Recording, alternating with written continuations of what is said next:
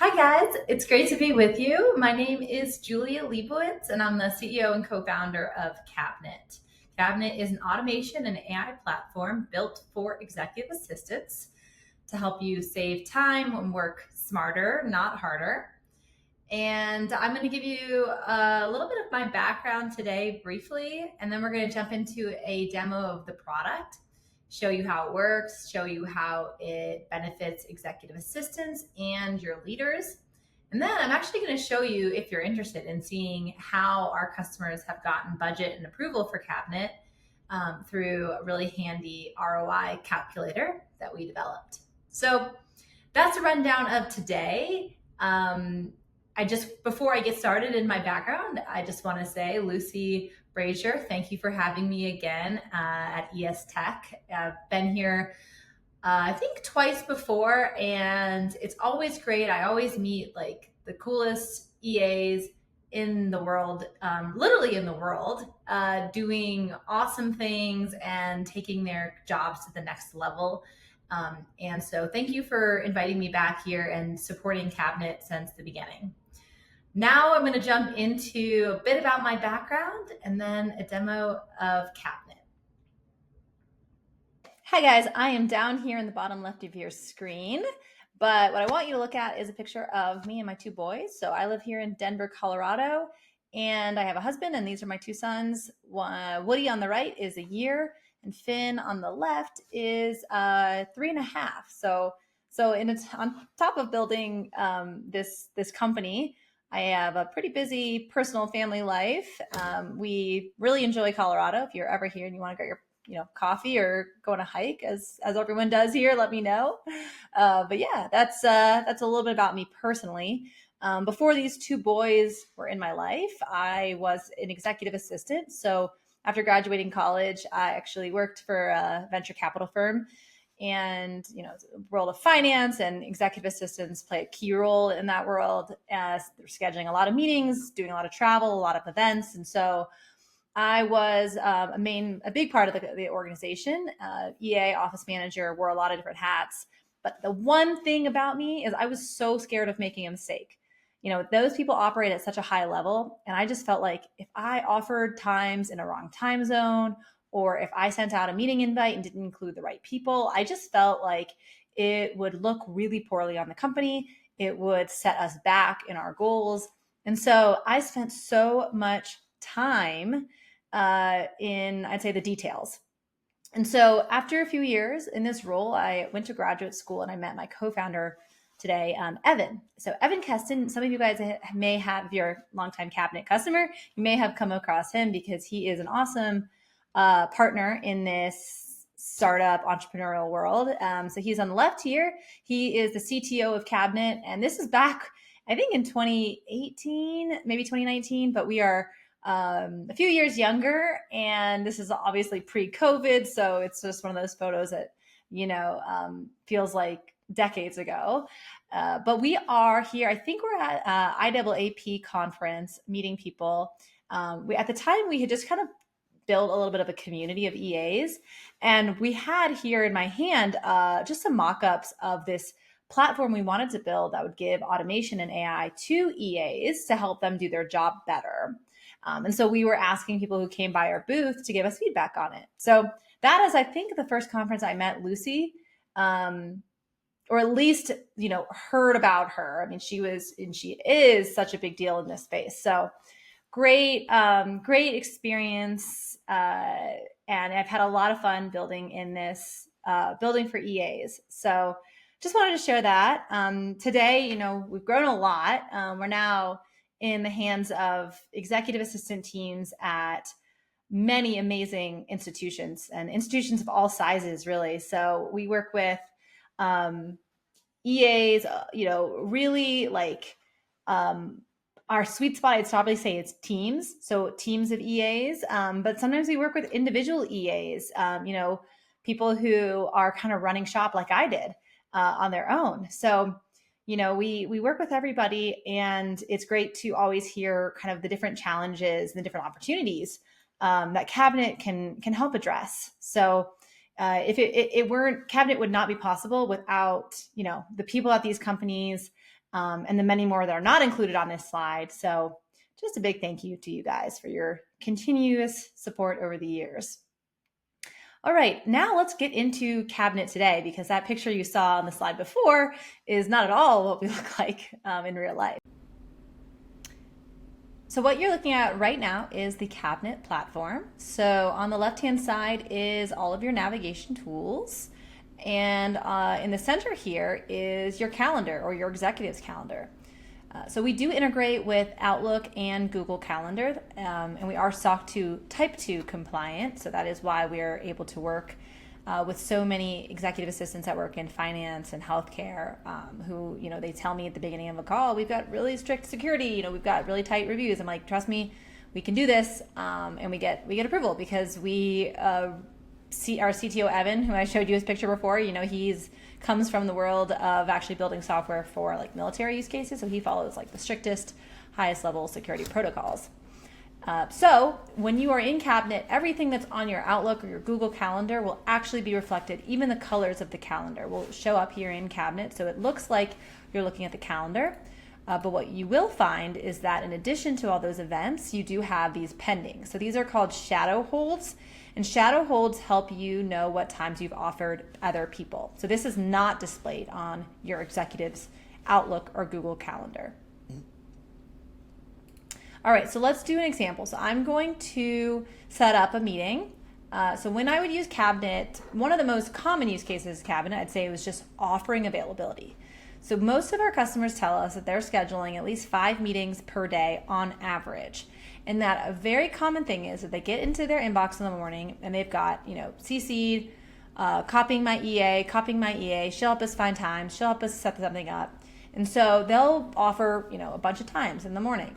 So what I'm going to do is just follow that flow. So I'm going to offer some times to, let's say on behalf of Jude, to, let's say somebody named Tommy.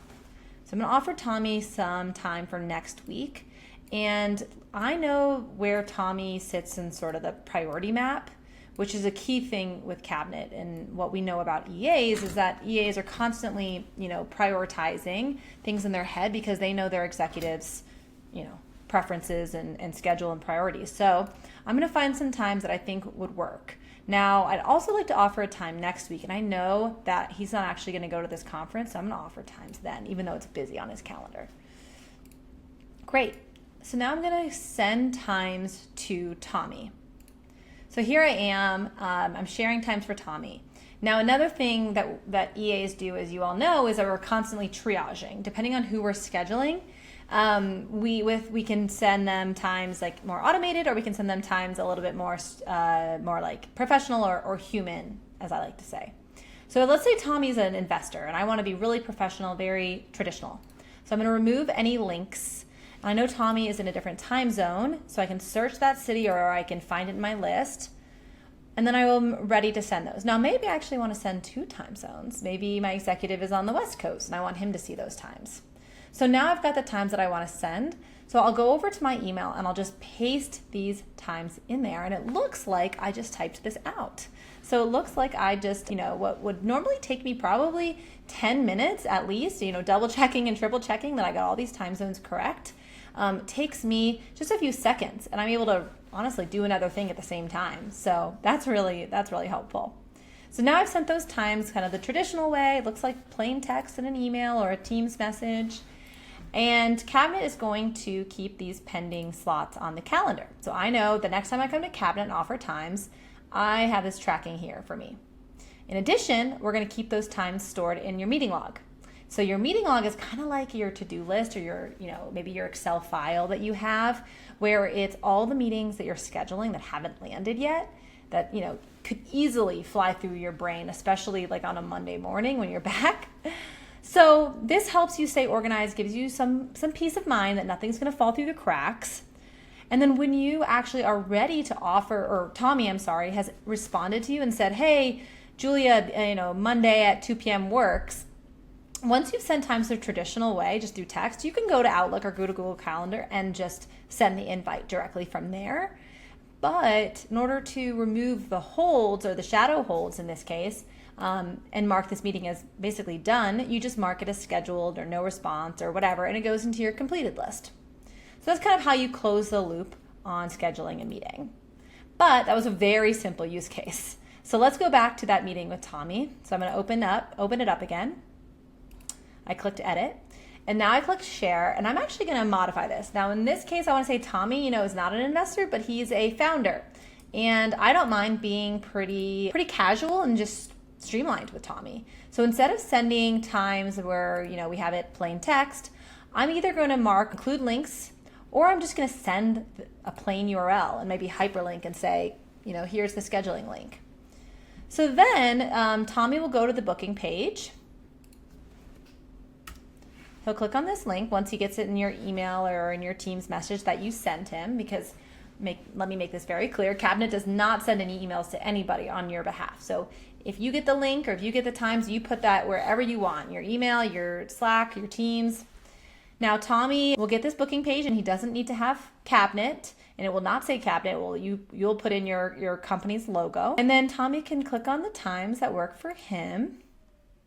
And then remember, I think we had selected a time for the week of the 5th that was taken. I'm actually going to show you how you can offer time that are taken. So this is this prevent conflict. So if I turn this off, it's actually going to update and show me time the week of August 5th that are available. So as long as Tommy clicks on that link anytime after I've updated that setting, he'll be able to see times on the 6th as well. So then Tommy clicks the time that works for him and puts in his name and email, and then boom, the calendar invite goes out through, as I mentioned, through either Outlook or Google. Cabinet will not send any emails on your behalf. So how do you know?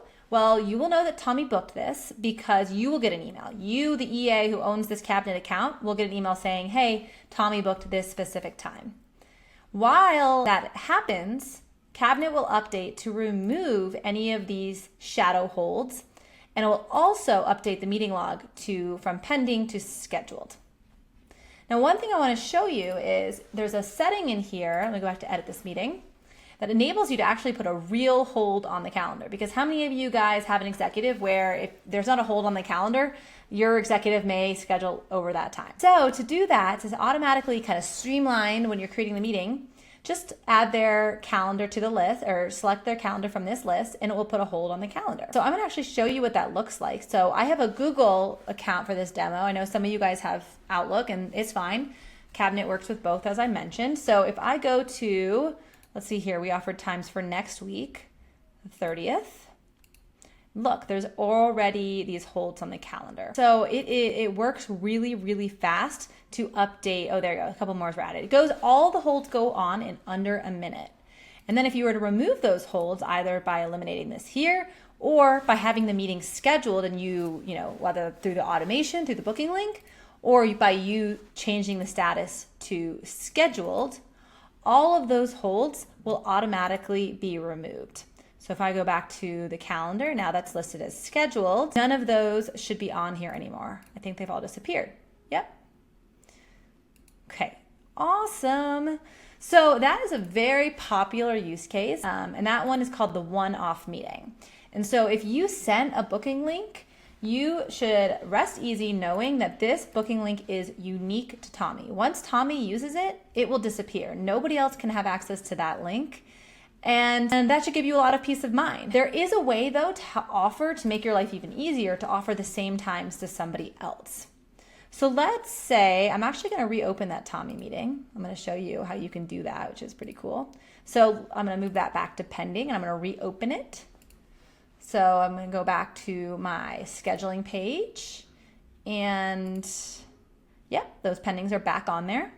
So what I'm going to do is, if I'm going through my emails and there's like 4 founders, I'm going to offer them all the same times, but I want to give them each their own link because I want kind of a bespoke experience for them. I don't want to I'm sure some of you guys have received Calendly links, and there's definitely a time or a place to send what we call on Cabinet, which we have as a feature called reusables. There's definitely a time and place for those.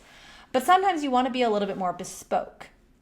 Whether that's because you want the person to feel like you're treating them like more, like an individual than a group of people that want time with your executive, or it's just because you want to track it separately.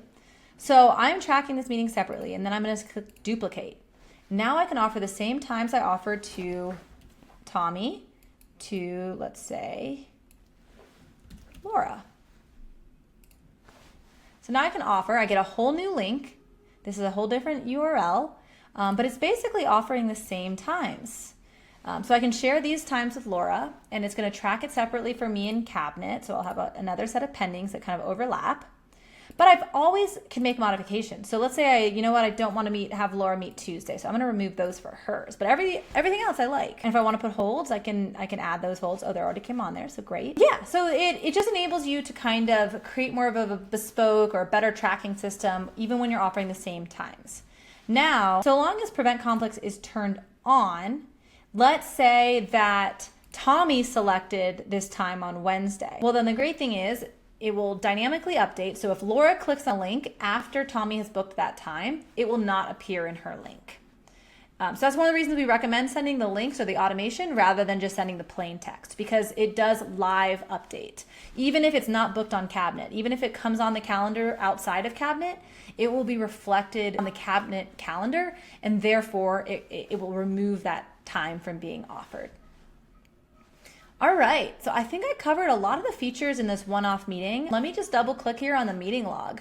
So I glossed over this, but this is a fantastic tool for you all to track what meetings are in progress. Sometimes our EAs using Cabinet will actually share this list like weekly. They'll do a screen share or a screenshot, and they will update, use it as a conversation tool to show their executive all the meetings that are in progress, all the times that were offered, and they can kind of go in and dynamically prioritize which ones, I should follow up with.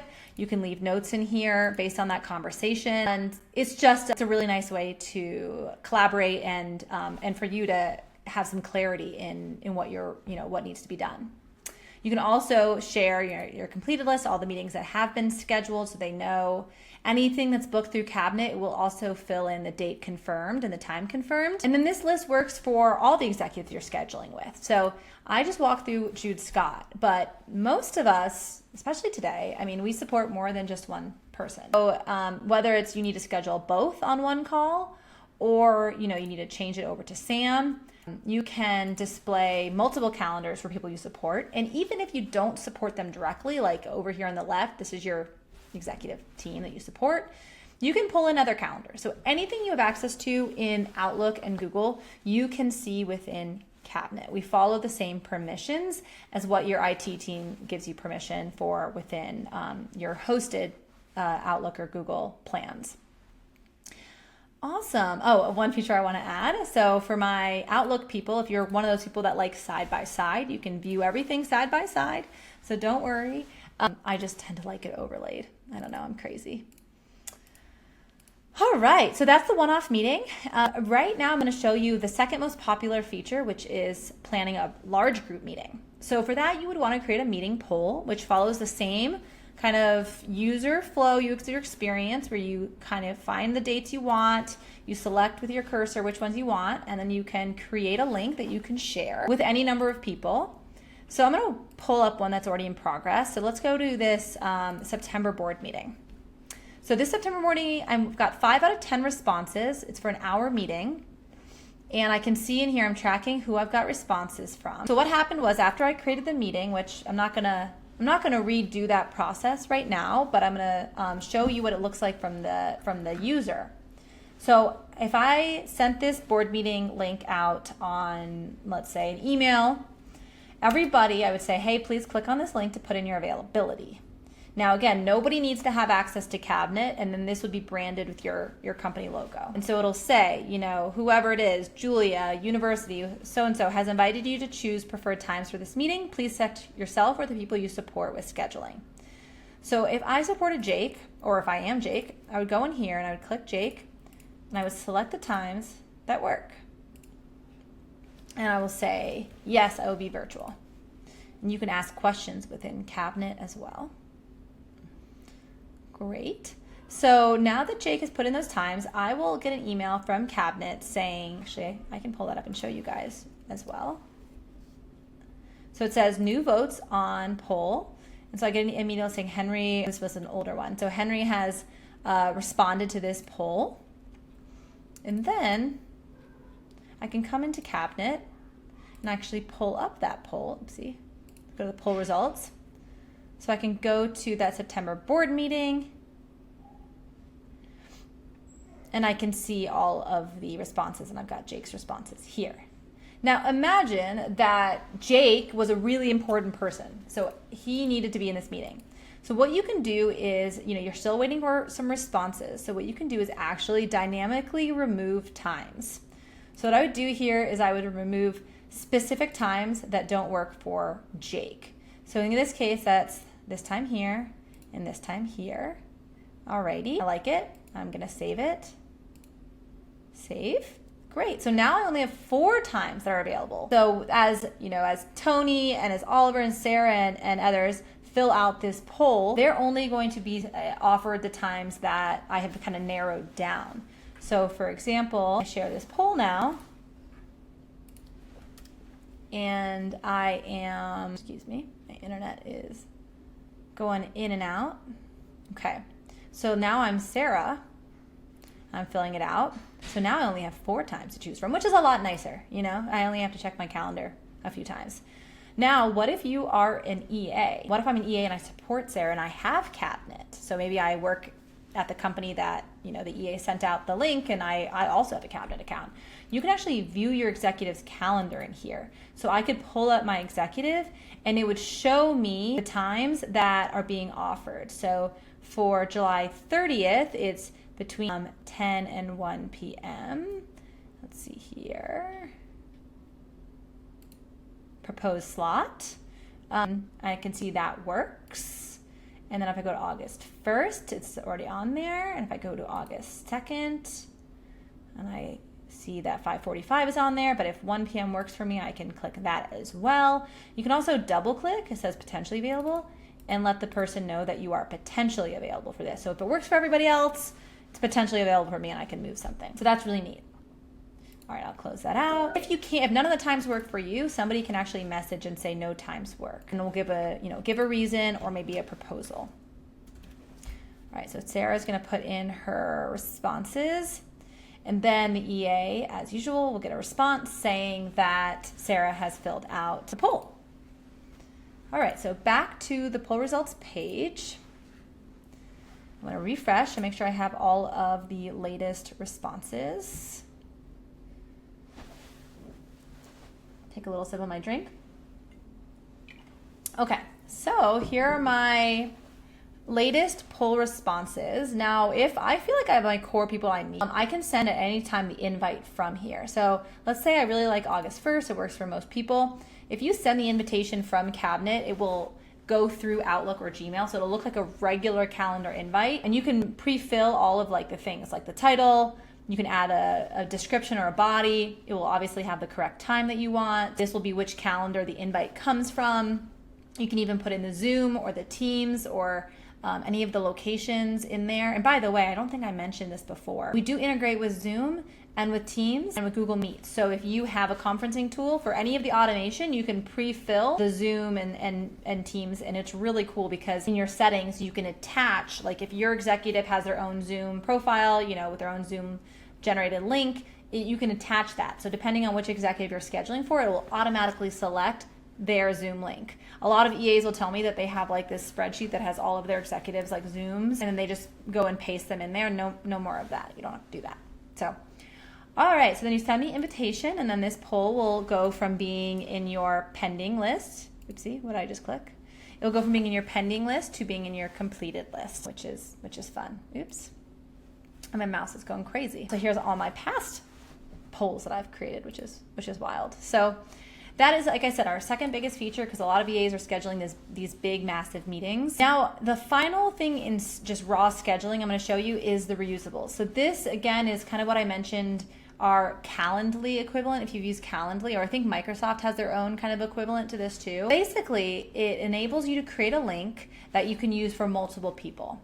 So while that one-off booking experience was just for Tommy or just for Laura, these links can actually be used by lots of people. So for example, if I had one called Jude's One-on-Ones, so I could create a link that I can send to people as I have, Henry, Sharon, and Thomas, the same exact URL, and people can use it to book one-on-ones. So I'm just going to edit it so you can see how I did this. So I set this up and I created a recurring range. So I said this link is my executive only wants to have one-on-ones on Wednesdays between 9 and 5. And of course, it's only what's available. If there's something taken on the calendar, it's not going to offer that time. So you can always update this. So I could always, modify this in real time or add some exclusion. But right now I like that. It's 9 to 5. And so save that. And then you get the same type of experience where you can share it with people.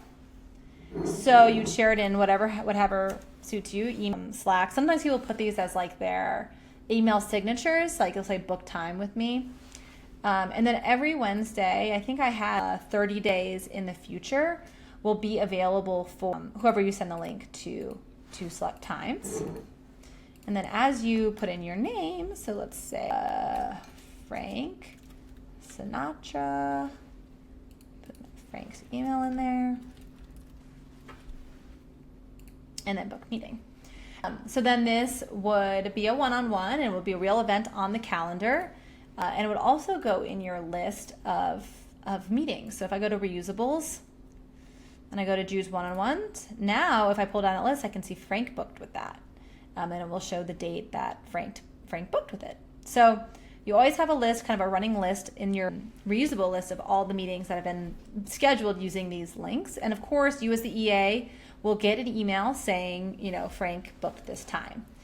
We also show these updates typically here on the right, recent updates, so people who have booked meetings. In this dashboard, you've also got your pending meetings, any pending polls that are still open, so nice little quick view. But back on the reusable, so other use cases are office hours, scheduling like interviews. People will create that for these, or if your executive's going to a conference and wants to have a bunch of meetings. So you can do the same thing we did, which is create a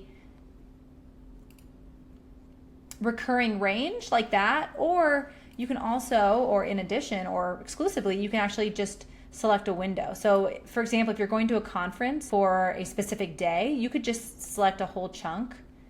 And of course you can select the whole day, in fact, because it will, it will auto remove anything that is blocked. So don't worry about that. So you could offer these times as well, and anybody can click on that and just find an open slot, and then first come, first serve. So if somebody clicks on it, then that time will be removed from the next person that clicks on that link. So that's great for specific use cases. It's not really a one size fits all though. I think that's where some of our scheduling tool counterpart softwares, I think that they try to squeeze everything into that box, which is just, especially for us EAs, it just doesn't fit everything. Okay, so those are the three major use cases: one-offs, reusable meetings, those links, and then those meeting polls. So that covers most of it. There are times when you don't need to use Cabinet, right? If somebody says to you, hey, Julia, is Jude available on Tuesday at 3 p.m.? I might just email them back and say yes. But in that case, I am still waiting for that person to send me the invite. So we do help in cases where you're not scheduling it on Cabinet, but you still want to kind of have that organization. So I can create a meeting record and say Jude and Jim. That's for Jude. And then I could say request 3 p.m. on 7/31. And I could just save it. I don't need to go through the steps of offering the times, but I can save it in here. And I can even, like I said, I have my notes in there. So that's helpful for you too. I do want to run through collaboration quickly before we get into reports. So if you work for a team, as I mentioned, lots of our customers are teams of EAs and admins, and they have a backup system. So when you go on vacation, you don't want your executive to feel overwhelmed or you want them to want you to take vacations.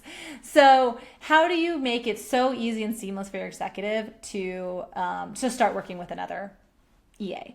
So what it is in Cabinet, we have let me move my face.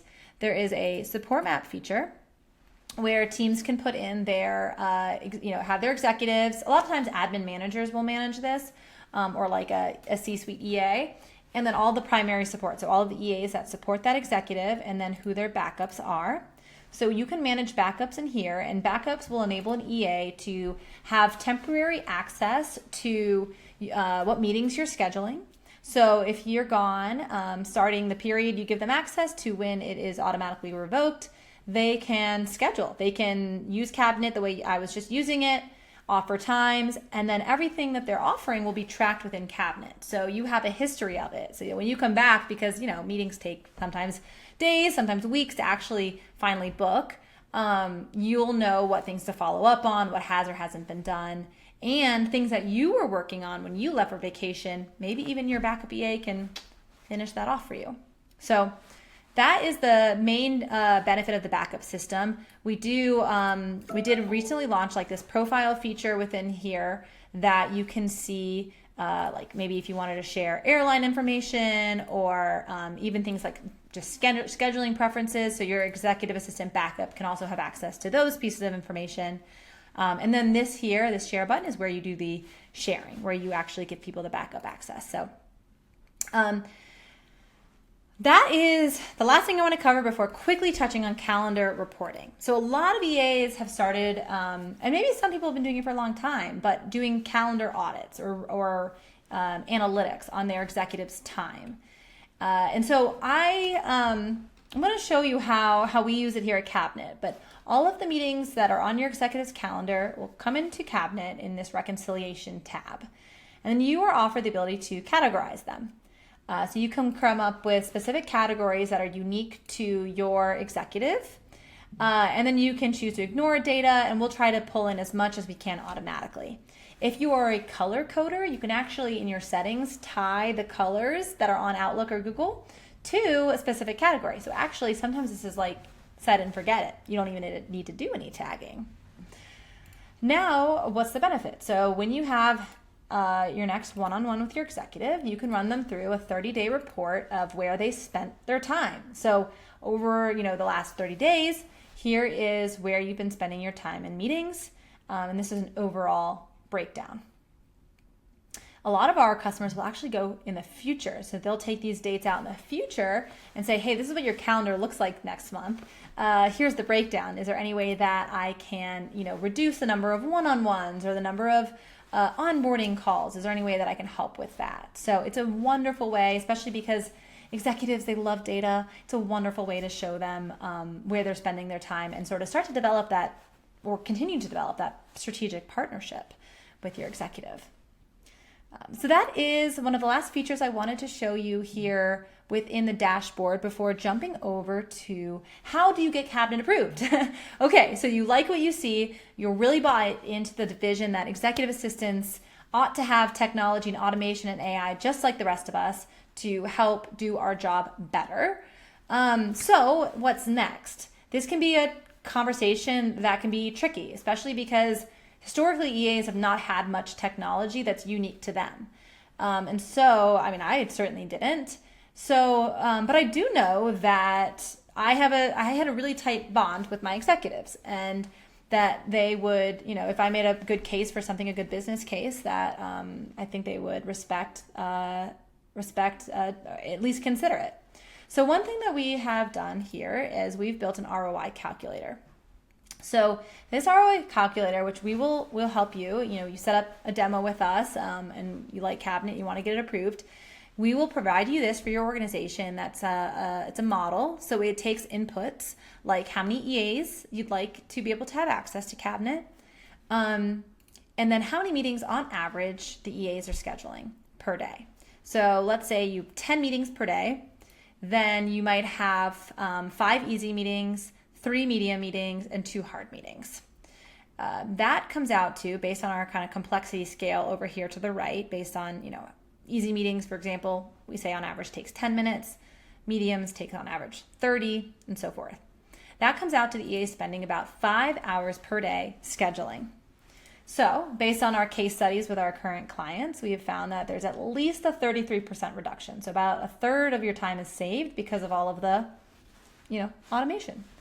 And so that comes out to 2 hours per day being saved, which is a significant amount. So if you do the math based on kind of the average cost per hour per EA, that actually comes out to a significant time saving. So for a company with 10 EAs, you are saving the company about $182,000 because that is about 2 EAs of work that is being saved based on, a 40-hour work week.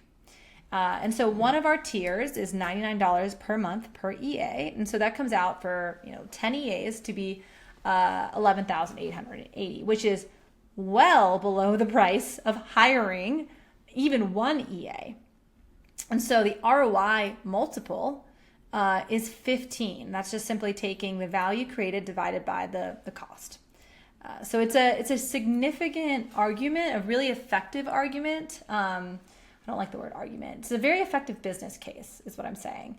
So I hope that if you do have a desire to use Cabinet and try it, I really hope that this is kind of the language that you think your executive would speak in getting it approved. If you are just a solo EA, and I say that with a lot of dignity because I was a solo EA too, you can actually sign up. I'll go to our pricing page right now for a individual plan. And so for those of you, you may not even need to worry about doing an ROI model. The ROI models tend to fall for our starter, growth, or premier, where they're getting a few more seats approved. But your individual, you can actually start using Cabinet today. Just put in a credit card and go. So I highly recommend taking a look at our pricing page and kind of figuring out where you think you guys fall. And then, depending on where you fall, let's say you have work for a larger team of VAs, you want to learn more, you can schedule a demo by cooking more with either myself or one of my awesome colleagues. So that covers it. I'm just going to go back to Cabinet so you guys can kind of walk away with a glimpse of Cabinet. Maybe I'll pull my face up here. Okay, here I go. So this is just a really quick overview. There's some things I didn't show you. For example, connections. It's a feature that we're launching very soon. Maybe by the time this video comes out, we will actually have already launched. But it's effectively a way for you to manage executives' contacts and help them regularly meet with key stakeholders. And it kind of helps remind you of who they should be meeting with, when was the last time they met with them, and so forth. So we're trying to take a lot of what you guys have shown us of hey, I use Excel for this or email for that, and we're trying to build kind of one cohesive system for you that uses automation and eventually AI to help you, to prompt you to prompt your executive. So we're making you look good is the goal. And there's a lot more that we can do. So we love to partner with our customers. So if you see something or if you have an idea for something that you think would be awesome, feel free to put it in the chat on this conference group, or just message me. I love meeting with EAs. It's the best part of my job is meeting you guys. So would love to schedule some time if you think you're interested in using Cabinet, and or just have more questions about it. Anything from security, pricing, or pure features and functionality. Happy to talk about anything. So thanks so much for everyone who watched this demo. I hope there was something in here for you, and have a really great rest of your ES Tech 2024.